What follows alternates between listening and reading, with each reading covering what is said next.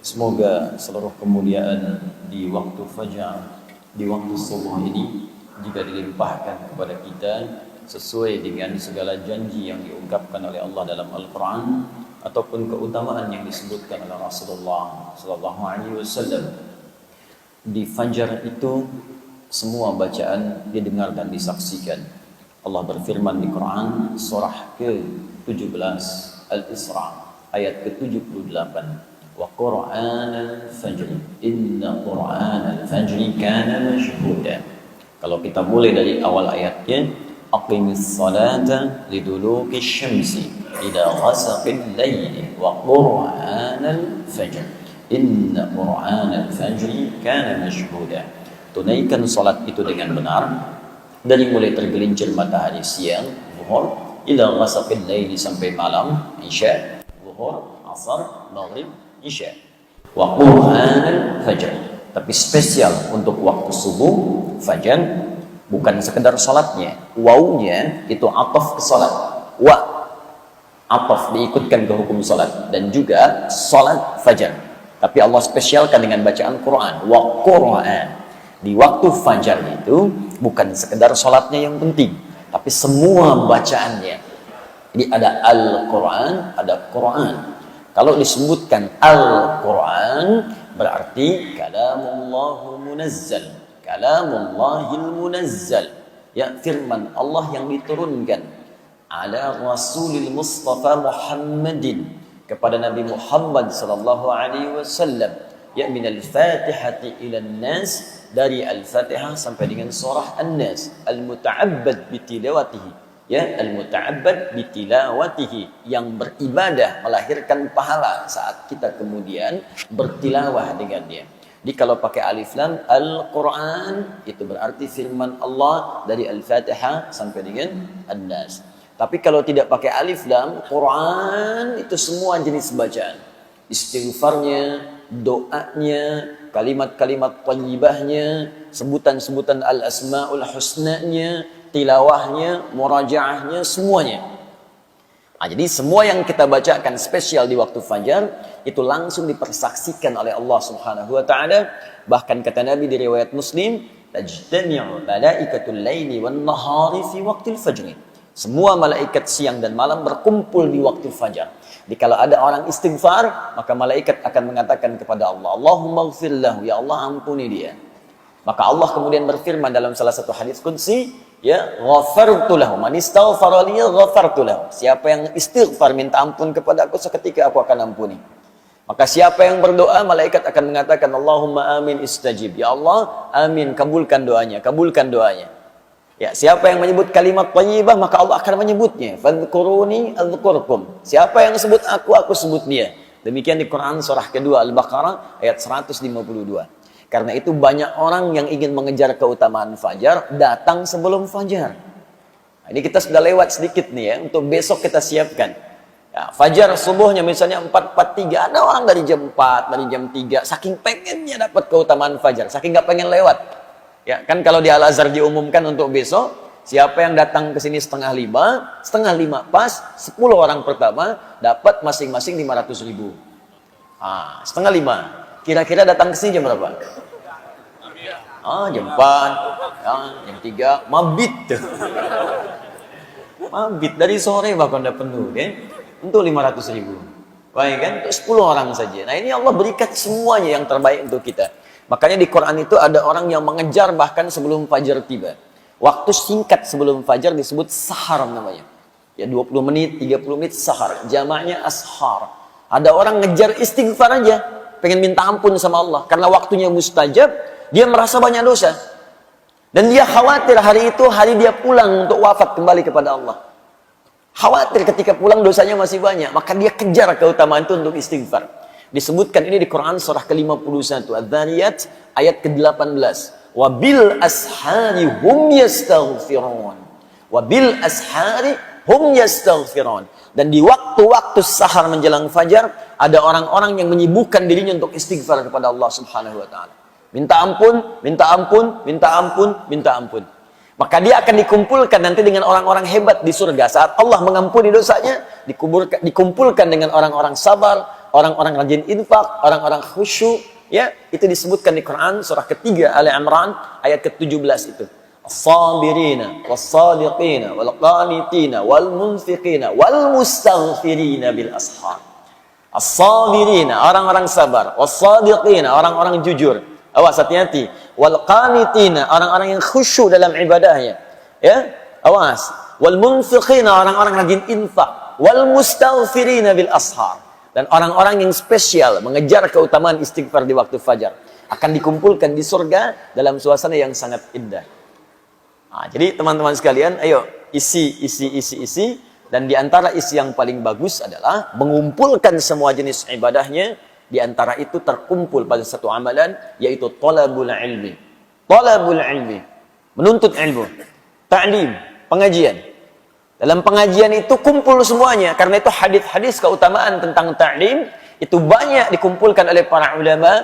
Mulai bahkan dari Al-Imam Al-Bukhari ketika menuliskan kitabnya Sahih Al-Bukhari itu Al-Jami' As-Sahih Al-Musnad Al-Mukhtasar min umuri Rasulullah sallallahu alaihi wasallam wa sunanihi wa ayyamihi, dibuat 97 pembahasan. 97 kitab. Beliau meletakkan kitab tentang pengetahuan, Kitabul Ilmi, setelah Kitabul Iman. Ya, satu kitab Bad'ul Wahyi, turunnya wahyu untuk menunjukkan sanad kenabian. Jadi kalau nanti ada yang mengaku-ngaku nabi, ukurannya ini, tolak aja langsung. Ini ada ukuran, Kitab Bad'ul Wahyi. Bagaimana seseorang berhak disebut sebagai seorang rasul? Apa ukurannya? Apa sifat wahyunya? Bagaimana kita tahu kalau dia mendapatkan wahyu? Bagaimana ukuran kebenaran suatu wahyu? Sanad dulu. Ini nanti akan diambil oleh para ulama kita ketika akan mengajar, maka sanad ilmunya akan ditampakkan.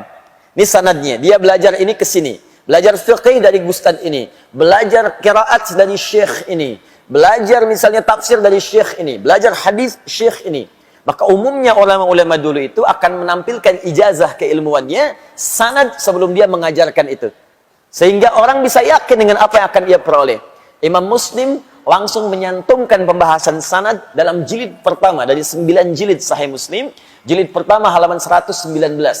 Ya, beliau mengatakan babul isnadi minad din. Bab belajar sanad itu dari guru yang jelas supaya paham apa yang kemudian dipelajari dan disampaikan, itu bagian terpenting dalam agama. Sebab kalau kita menyampaikan sesuatu dari sumber yang salah, maka cara beragama pun akan keliru. Ya, kalau diurutkan, babul isnad minad din. Bab belajar runtutan pengetahuan dengan sanad, itu bagian penting dari ad-din.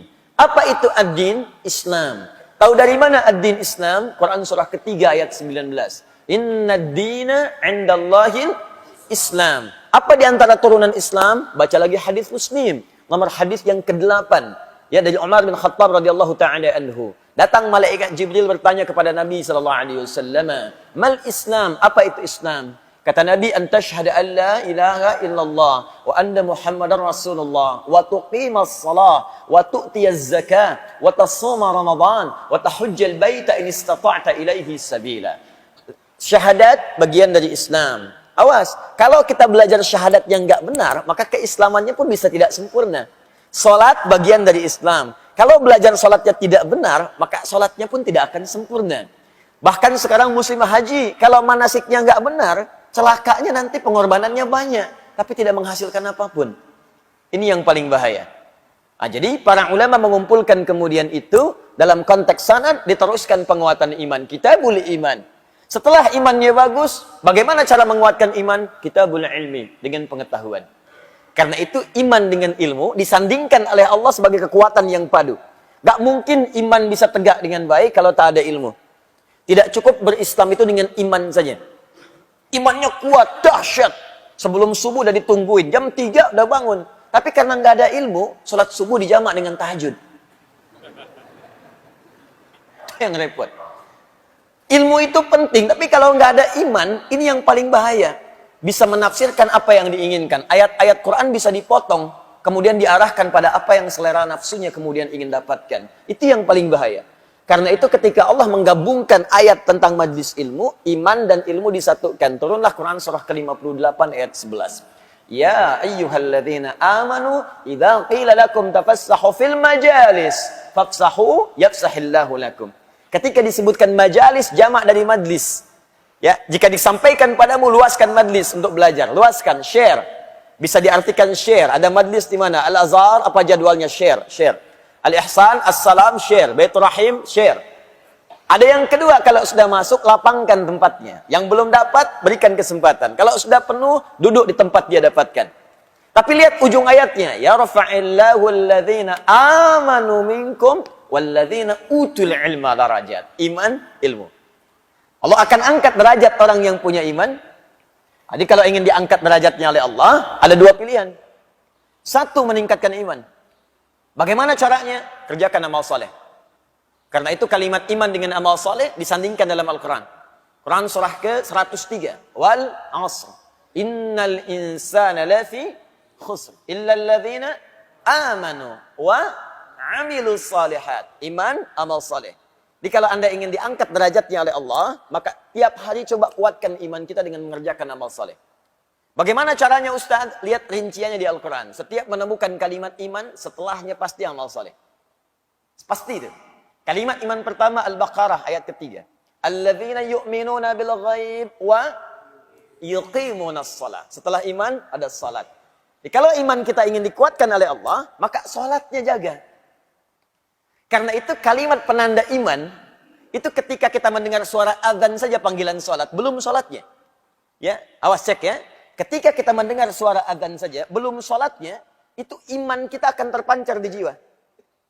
Di kata Al-Quran ya, kalau bahasa kitanya, kalau ingin mengecek iman kita masih ada atau tidak, ketika mendengar suara azan dikumandangkan, kalimat Allahu Akbar, kalau dikumandangkan, ada getaran nggak di hati? Kalau masih ada, itu tandanya iman kita masih terbersit dalam jiwa. Masih ada. Tinggal iman itu kemudian diwujudkan dalam bentuk amalan. Itu dalilnya Quran surah ke-8 ayat kedua. Innamal mu'minuna alladzina idza dzukirallahu wajilat qulubuhum wa idza tuliyat 'alaihim ayatuhu zadatuhum imana wa 'ala rabbihim yatawakkalun. Tuh lihat kalimatnya. Innamal mu'minun, orang beriman itu ciri utamanya pakai adatul hasri, innama, pembatas. Yang punya iman itu dibatasi dengan ini nih. Jadi kalau tidak ada sifat ini dalam diri kita, patut dipertanyakan imannya masih ada nggak? Hati-hati, awas hati-hati. Jadi kalau sifat ini tidak ada, ini yang paling rendah. Yang paling minim. Jadi kalau yang ini pun tidak ditemukan, patut ditanya. Kalau tidak maksiat yang paling dalam sehingga menutup cahaya imannya, atau yang kedua, dia sudah mulai jauh dan sangat jauh dari Allah Subhanahu wa taala. Apa ciri pertamanya? Idza dzukirallahu wajilat qulubuhum. Jika disebutkan nama Allah, ada getaran dalam jiwanya. Dan 5 kali diuji oleh Allah. Supaya dari subuh sampai dengan isya, kita bisa ngecek imannya masih ada nggak? Baru bangun tidur dipanggil untuk menemukan iman kita masih ada nggak? Allahu Akbar, Allahu Akbar.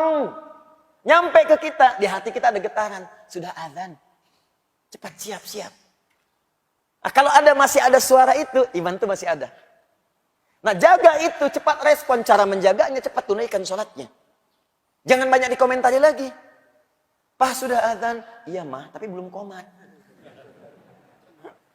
Nah, nanti imannya tidak naik tuh. Kalau kita mau naikkan, cepat respon itu. Kejar. Karena itu, tingkat terendah ini, kalau sudah tidak ada, apalagi meninggalkan itu yang bermasalah. Di hadis Abu Daud, nomor hadis 857, itu bahkan disebutkan sifat setan yang paling pertama, itu kalau dengar suara azan, dia lari terbirit-birit. Idza udzina fafarra syaitanu wa alaihi dhuratun. Kalau azan dikumandangkan maka setan akan lari. Lari sambil terbirit-birit. Kalau bahasa letterlocknya, lari sambil terkentut-kentut. Ya, dhurat itu kentut. Maksudnya apa? Saking bencinya dengan suara azan, kalau azan ada baunya pun dia nggak mau cium. Syaitan lari. Nah, jadi kalau ada yang nggak senang dengan suara azan, nah itu patut ditanya.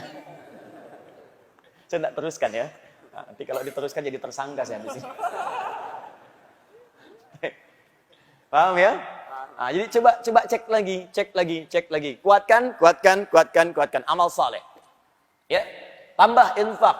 Wa mimma razaqnahum yunfiqun. Al-Qur'an, walladzina yu'minuna bima unzila ilaik. Apa yang diturunkan padamu Muhammad sallallahu alaihi wasallam, Al-Quran. Nah, jadi kalau Bapak Ibu ingin meningkatkan iman, tiap hari bikin kurikulum amal soleh. Ya buat kurikulumnya. Kan ini sederhana sebetulnya. Ayo sholat, keluarkan semua jenis sholat. Fardunya, sunnahnya. Keluarkan, bikin sebuah gambaran kurikulum, deretkan tabelnya. Ini loh, sunnah yang malam hari, ini sunnah yang pagi hari, sunnah yang siang hari. Teruskan, tambahkan sholatnya dari A sampai Z-nya. Nanti kalau tidak percaya, setelah Anda istiqomah dengan itu, akan terjadi perubahan pada diri kita. Akan terasa hubungan kedekatan dengan Allah. Enak gitu. Terus ketenangan pada jiwanya itu teresap. Makanya di ujung ayat itu langsung ditutup dengan kalimat wa 'ala rabbihim yatawakkalun. Orang-orang ini akan semakin dekat hubungannya dengan Allah. Tawakalnya tinggi sekali. Kalau sudah tawakal, dunia nggak akan ngaruh. Nggak akan ngaruh. Kemudian persoalan yang besar akan mengecil. Karena sifat kepercayaannya pada Allah itu tinggi. Ada masalah besar. Ini kan Allah sudah tetapkan. Nggak mungkin saya diuji kalau saya nggak sanggup. La yukallifullahu nafsan illa wus'aha. Beres. Masalah kecil nggak akan terasa. Inna ma'al usri yusra. Yang sulit aja ada solusinya, apalagi yang kecil pasti hilang. Jadi sebetulnya saat Allah minta kita ibadah, itu ingin memudahkan hidup kita. Membuat kita lebih tenang. Makanya saat kita diminta zikir, zikrullah kepada Allah, zikir, itu puncaknya, gambaran paling pentingnya, kata Allah supaya hatimu tenang. Quran surah 13 ayat ke-28. Ala bi dzikrillahi tatmainnul. Yakinkan pada jiwamu, kata Allah. Ala itu harful ikhbar wa taukid. Huruf untuk menyampaikan informasi dan meyakinkan. Ya, kata Allah, yakinkan pada jiwamu. Zikir itu manfaatnya kalau benar, hatimu tenang. Dan ketenangan itu sesuatu hal yang penting. Kaya tapi gelisah, atau miskin tapi tenang. Pilih mana? Nggak ada pilihan ketiga, nggak usah maksa. Penting kan tenang itu? Tenang itu solusi. Tenang itu kedamaian. Tenang itu ketentraman. Kata Allah, saya minta kamu zikir supaya tenang. Dan ternyata zikir itu ketika digali lagi di Al-Quran, ya amal soleh itu. Salat itu zikir. Buka Quran surah ke-20 ayat ke-14. Innani anallahu la ilaha illa ana fa'budni wa aqimis salata li dzikri. Saya itu Allah, gak ada Tuhan yang layak disembah kecuali saya, kata Allah. Sembah saya. Bagaimana caranya ya Allah? Tunaikan salat dengan benar. Li dzikri, sebagai zikir kepadaku. Anda baca Al-Quran, amal saleh, zikir. Quran surah 15 ayat 9. Inna nahnu nazzalna dzikra wa inna lahu lahafizun. Kami turunkan Al-Quran sebagai zikir. Jadi kalau kita sedang baca Al-Quran, sedang zikir. Fungsi zikir untuk ketenangan. Makanya ketika Anda baca Quran, lebih tenang hati Anda. Coba deh ibu kalau sedang punya masalah. Dengan suami ada masalah. Dengan anak ada masalah. Daripada ibu mengeluh dan bikin status, nggak selesai masalah. Ternyata dia tidak seperti aku kira. Terus tungguin komen sampai maghrib. Capek. Mendingan puasa. Ambil wudhu, buka mushaf, ngadap kiblat, baca, tenang. Walaupun solusi belum datang, tapi ketenangan itu tiba. Menghafal Quran, zikir. Ya, Quran surah ke-54, ayat 17, ayat 22, ayat 32, ayat ke-40. Walaqad yassarnal Qur'ana lidzikr. Fahal mim muddakir. Kami sudah mudahkan Al-Quran untuk diingat, dihafalkan sebagai zikir. Makanya penghafal Quran ketika mengulang-ulang surah hafalan itu sedang zikir. Zikir. Zikir, zikir. Dan dilatih kita menghafal dari yang pendek-pendek. Mau tidur kan baca Mu'awwadhatus Salas. Al-Ikhlas, Al-Falaq, An-Nas. Itu zikir. Berdoa itu zikir. Makanya saat berdoa kan lebih tenang kan? Besok ada proyek tender, kita berdoa dulu. Walaupun tendernya belum ada, hati jadi tenang. Siang nanti mau ujian, sebelum ujian doa dulu. Ujiannya belum ada, tapi ketenangan itu datang. Makanya doa di Al-Quran disebut zikir. Quran surah ke-7 ayat 205. Wadhkur rabbaka fi nafsika tadarruan wa khifatan wa dunal jahri minal qaul. Ayo berdoa, kata Allah, zikir, sebut, minta padaku. Dalam jiwamu mohon dengan penuh kekhusyuan, minta. Tuh. Kalimat thayyibah dilatih pasca salat. Subhanallah, alhamdulillah, Allahu akbar, hadis Muslim. Nomor hadis 571. Zikir. Buka Quran surah keempat ayat 103. Fa idza qadaytumus salata fadhkurullah. Maka jika kamu telah tuntas mengerjakan salat, zikir kepada Allah. Nah, semua zikir ini bentuknya amal saleh. Amal soleh, aktualisasi iman. Iman kalau ingin dikuatkan, kerjakan amal soleh. Kalau itu sudah ada, dampaknya ke hati tenang. Jadi saat kita diminta beramal soleh, itu bukan Allah yang ingin memberikan beban ke kita. Kita yang ingin diringankan. Jadi kalau cara pandang kita kepada amal soleh itu begitu, ringan ibadahnya. Allahu Akbar, Allahu Akbar. Alhamdulillah, hari ini sekarang tiba saatnya Allah akan meringankan bebanku. Tapi kalau dilihat sebagai kewajiban yang ada bebannya, capek. Allahu Akbar, Allahu Akbar. Ya Allah, baru aja zuhur, dasar lagi. Baru zuhur, dasar lagi. Emang dia zuhurnya udah terlambat. Jam 3.15, baru zuhur 3.19, dasar. Ya dia yang salah.